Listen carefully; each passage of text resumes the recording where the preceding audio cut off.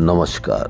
राजस्थान की तमाम फटाफट खबरों में आपका स्वागत है। राजस्थान की खबरों के लिए आपसे निवेदन की यदि आपने हमारे चैनल को सब्सक्राइब नहीं किया तो कृपया करके राजस्थान की खबरों के लिए आपके अपने चैनल को सब्सक्राइब कर लें। आप सब्सक्राइब करते हैं तो हमें हिम्मत होती है सही और सच्ची खबरें और उन खबरों को प्रमुखता से बताने की जो खबरें आपसे छुपाई जाती है, क्योंकि आपको पता है कि 30,000 निजी बसों की हड़ताल आज से है।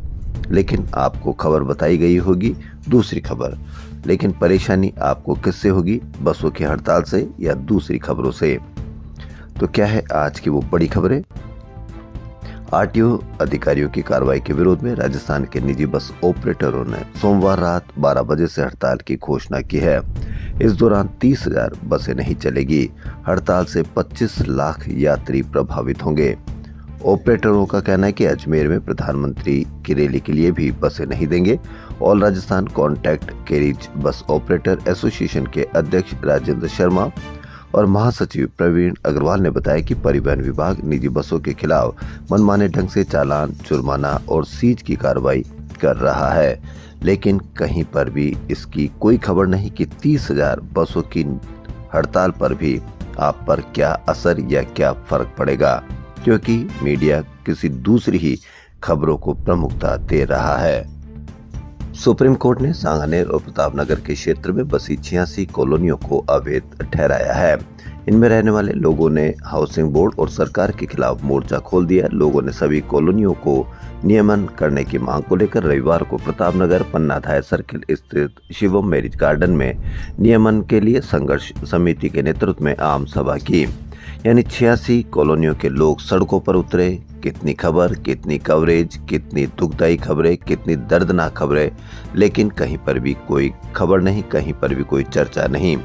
8 मार्च को पैदल मार्च की चेतावनी। अब देखना ही है कि सफल होंगे या असफल होंगे। RUHS की ओर से PhD प्रवेश परीक्षा के लिए ऑनलाइन आवेदन प्रक्रिया शुरू हो गई है। पश्चिमी विक्षोभ का असर अब खत्म हो गया। रविवार को तेज धूप रही। दिन के पारे में 2 डिग्री का उछाल दर्ज किया गया। ज्यादातर शहरों में पारा 30 डिग्री के पार रहा। 9 शहरों में तापमान 32 डिग्री से अधिक दर्ज हुआ। सबसे अधिक तापमान बाड़मेर में 34.6 डिग्री सेल्सियस दर्ज हुआ। यहाँ शनिवार के मुकाबले पारे में 1 डिग्री का उछाल आया। जयपुर में अधिकतम तापमान 29.3 डिग्री सेल्सियस रहा। मौसम विभाग के अनुसार 23 व 24 फरवरी को दक्षिणी पूर्वी राजस्थान में आंशिक रूप से बादल छाए रहेंगे। मौसम शुष्क रहेगा। इसके बाद तापमान में 2 से 3 डिग्री तक की बढ़ोतरी की संभावना है। बदलते दौर में अब हर 6 में से 1 व्यक्ति अपने लोगों के बीच रहकर भी भावनात्मक रूप से खुद को अलग थलग महसूस करता है। WHO ने इसे गंभीर और चिंताजनक बताया। रिपोर्ट के अनुसार इंसान ही नहीं, जानवरों में भी झुंड में रहते हुए अकेलापन बढ़ रहा है। जयपुर की बात करें तो पिछले 10 साल में ऐसे लोगों की संख्या 10% से बढ़कर 20% तक पहुंच गई है। SMS हॉस्पिटल मनोचिकित्सा विभाग के पूर्व विभागाध्यक्ष डॉक्टर संजय जैन ने बताया कि लोगों में अकेलेपन तेजी से बढ़ रहा है। बिखरते संयुक्त परिवार, आलोचना, रिश्तों में दूरी, नींद की कमी और असंतुलित लाइफस्टाइल इसके मुख्य कारण है। वहीं मीडिया भी इसका जबरदस्त कारण है। वह वैसे ही नफरत और जहर फैलाता है एक दूसरे के प्रति। निर्जा मोदी स्कूल में अमायरा की मौत के मामले में चार्जशीट अदालत में दाखिल होने से पहले ही उससे जुड़े कथित स्क्रीनशॉट सोशल मीडिया पर वायरल हो गए। वायरल दस्तावेजों में लगाई गई धाराओं के साथ साथ जिन लोगों को आरोपी बनाया उनके नाम भी सामने आने की बात कही जा रही है। राजस्थान की 16वीं विधानसभा का 5वां सत्र एक बार फिर बड़ी कंट्रोवर्सी में फंस गया है। विपक्ष के सचेतक रफीक खान ने कार्य सलाहकार समिति की बैठक में किए गए निर्णय और उसके प्रतिवेदन में अंतर बताकर सरकार पर आरोप लगाया। पक्ष और विपक्ष के तर्कों के बीच यह कड़ी कंट्रोवर्सी कितने दिन सदन का कामकाज प्रभावित रखेगा, यह सोमवार की कार्रवाई में दिखेगा। नफरत आम आदमियों में कितनी भर गई है इसका तो आप अंदाजा लगा ही सकते हैं। लेकिन पूर्व सांसद ने मुस्लिम महिलाओं से कंबल वापस लिए, बोले मोदी को गलत कहते हैं। टोंक के पूर्व बीजेपी सांसद सुखबीर सिंह जौनपुरिया ने कंबल वितरण कार्यक्रम में मुस्लिम महिलाओं से कंबल वापस ले लिए। जौनपुरिया ने कहा कि जो मोदी को गलत कहता है उसे कंबल लेने का हक ही नहीं है।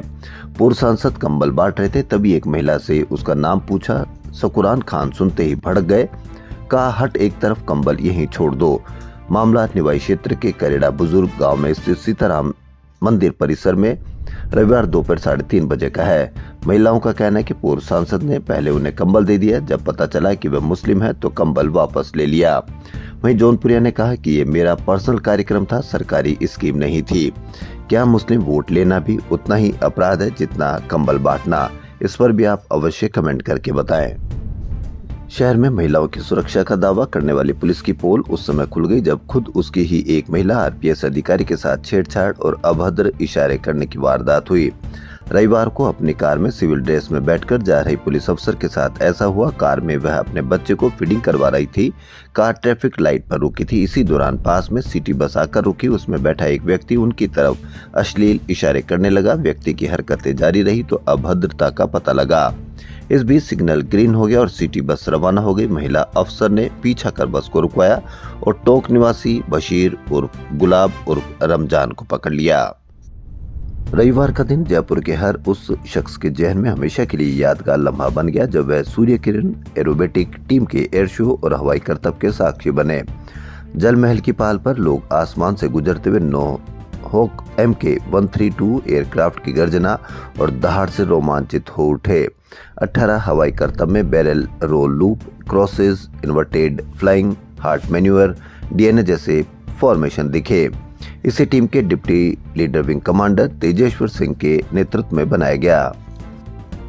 हाईकोर्ट के निर्देश पर सरकार ने फर्जी पट्टे जारी करने वाली सोसाइटियों पर कार्रवाई के लिए JDA, पुलिस और सहकारी विभाग की संयुक्त टीम बनाई थी। टीम ने उन सोसाइटीज पर कार्रवाई की जिनका रजिस्ट्रेशन निलंबित था या फिर संचालन सहकारी विभाग के पास था। इसके बाद भी ये सोसाइटियां पट्टे काट रही थी। संयुक्त टीम ने छापे मारकर 10 सोसाइटी के काले कारनामे उजागर किए थे। 8 सोसाइटियों पर केस दर्ज किए गए। पुलिस ने इन काले कारनामों को पाक साफ बताते हुए रिपोर्ट दर्ज कराने वाले अफसरों पर सवाल उठा दिए। पुलिस ने झूठ, गलतफहमी और सिविल नेचर के मामले बताकर 7 केसों की फाइलें बंद कर दी। जांच अवश्य की जानी चाहिए कि 7 केसों की फाइलें कैसे बंद हुई। जेजेएम घोटाले में तत्कालीन ACS सुबोध अग्रवाल को लेकर ED की चार्जशीट में बड़ा खुलासा हुआ है। उन्होंने न केवल फर्जी अनुभव प्रमाण पत्रों की शिकायतों को दरकिनार किया बल्कि फर्जीवाड़े की सूचना के बाद भी कंपनियों को काम दिया। अग्रवाल को मार्च 23 तक 3 लीगल नोटिस मिले थे। इनमें श्री गणपति ट्यूबवेल और श्री श्याम ट्यूबवेल कंपनी द्वारा लगाए फर्जी प्रमाण पत्रों का हवाला दिया गया था। इसके बावजूद अग्रवाल की अध्यक्षता वाली कमेटी ने 277.8 करोड़ के टेंडर दिए जिनमें 147 करोड़ रुपए का भुगतान भी कराया गया। नो पार्किंग में वाहन खड़ा करना अब पहले से ज्यादा महंगा पड़ेगा। जयपुर में ट्रैफिक पुलिस वाहन उठाने के बजाय सीधे व्हील लॉक लगाएगी। लॉक हटवाने के लिए 2 पहिया व तिपहिया पर 100 रुपए, दोहराव पर 200 रुपए और 4 पहिया पर 200 रुपए, दोहराव पर 400 रुपए शुल्क देना होगा। इसके अलावा नो पार्किंग का चालान अलग से काटा जाएगा। शहर में रोजाना औसतन 580 से 590 नो पार्किंग चालान हो रहे हैं, जबकि 140 से 150 प्रतिदिन उठाकर ले जाए जाते हैं। ट्रैफिक पुलिस का कहना है कि नई व्यवस्था से मौके पर ही सख्त कार्रवाई होगी और जाम की समस्या कम होगी। रेलवे में सहायक लोको पायलट के 11,127 रिक्त पदों पर जल्द भर्ती की जाएगी। रेल मंत्रालय ने पदों को भरने के प्रस्ताव को मंजूरी दे दी है। राजस्थान में रंगमंच का महाकुंभ रंग राजस्थान रंग रथ यात्रा 23 फरवरी से शुरू होने जा रहा है। 1 महीने तक चलने वाले इस कला उत्सव में देश दुनिया के करीब 1500 कलाकार अपनी प्रतिभा का प्रदर्शन करेंगे। यात्रा 5 शहरों बीकानेर, जयपुर, भीलवाड़ा, जोधपुर और अजमेर से होकर 21 मार्च को संपन्न होगी। यह बीकानेर से प्रारंभ होकर 5 मार्च को जयपुर पहुंचेगी। महोत्सव का आयोजन कला एवं संस्कृति विभाग, राजस्थान पर्यटन विभाग और राजस्थान इंटरनेशनल सेंटर के संयुक्त तत्वाधान में किया जा रहा है। राजस्थान पोलो क्लब ग्राउंड पर एक अलग नजारा था। यहाँ USPA प्रिंसेस दिया कुमारी फाउंडेशन द्वारा लेडीज पोलो क्लब का आयोजन किया गया। इस एग्जीबिशन मैच में आमने सामने थी ग्रीन और पिंक टीमें। दोनों टीमों में 3-3 महिलाओं ने हिस्सा लिया। ग्रीन टीम का नेतृत्व लॉस वॉटसन जबकि पिंक टीम का नेतृत्व पद्मनाभ सिंह कर रहे थे। इस एग्जीबिशन मैच में ग्रीन टीम ने पिंक टीम को 5-3 से पराजित किया। राजस्थान की महिला टीम BCCI की नेशनल वनडे ट्रॉफी में अपना विजय अभियान जारी रखना चाहेगी। आज राजस्थान का क्वार्टर फाइनल में मुकाबला आंध्र प्रदेश की टीम से होगा। उल्लेखनीय है कि राजस्थान ने ग्रुप B में पहला मैच छत्तीसगढ़ से हारने के बाद लगातार 6 मैच जीत करके नॉकआउट में प्रवेश किया था। नारायणा हॉस्पिटल के जोड़ प्रत्यारोपण सर्जन डॉक्टर विजय शर्मा और उनकी टीम ने 96 वर्षीय महिला के कूल्हे का जोड़ प्रत्यारोपण कर उसे वापस चलायमान कर दिया।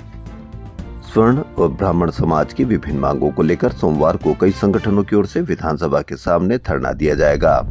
विप्र महासभा के संस्थापक सुनील उदैया ने बताया कि बजट में ईडब्ल्यूएस वर्ग और पुजारी वर्ग के लिए कोई प्रावधान नहीं किया गया, जिससे असंतोष बढ़ रहा है।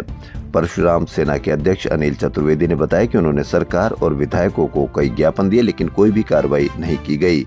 इस स्थिति में स्वर्ण समाज में आक्रोश व्याप्त है। सवाई मानसिंह चिकित्सालय के अस्सी रोग विभाग के सीनियर प्रोफेसर एवं इकाई प्रमुख डॉक्टर अनुराग धाकड़, भूतपूर्व नोडल अधिकारी ट्रोमा ने पुणे के लोनावाला में आयोजित टाटा अल्ट्रा मैराथन पूर्ण की। इस मैराथन में पहाड़ों पर 50 किलोमीटर दौड़ना होता है। जहां देश के दूसरे राज्य अपनी आर्टिफिशियल इंटेलिजेंस यात्रा की शुरुआत चैट बॉक्स बेस्ड प्लेटफॉर्म से कर रहे हैं, वहीं राजस्थान सरकार इस मामले में काफी आगे बढ़ चुकी है। एआई बेस्ड चैटबॉट सफलतापूर्वक संचालित करने के बाद सरकार ने अब एडवांस कंप्यूटर विजन आधारित एआई एप्लीकेशन को डिप्लॉय कर बड़ी छलांग लगाई है। प्रदेश के सूचना प्रौद्योगिकी और संचार विभाग ने जटिल फेस सिमिलरिटी सर्च तकनीक में दक्षता प्राप्त की है। राष्ट्रीय अभिलेखागार भारत यानी एनएआई ने जयपुर स्थित जवाहर कला केंद्र में प्रदर्शनी भारत की विश्व विरासत राजस्थान का उद्घाटन रविवार को मुख्य सचिव वी श्रीनिवास ने किया। इस मौके पर एसीएस प्रवीण गुप्ता, राष्ट्रीय अभिलेखागार महानिदेशक संजय रस्तोगी व जवाहर कला केंद्र के अतिरिक्त महानिदेशक डॉक्टर अनुराधा गोगिया भी मौजूद थी। यह प्रदर्शनी मानवता की साझा धरोहर में राजस्थान के उत्कृष्ट योगदान को रेखांकित करती है। राजस्थान की खबरों में फिलहाल इतना ही। यदि आपको राजस्थान की खबरें पसंद आ रही तो आपके अपने चैनल को सब्सक्राइब कर लें। धन्यवाद।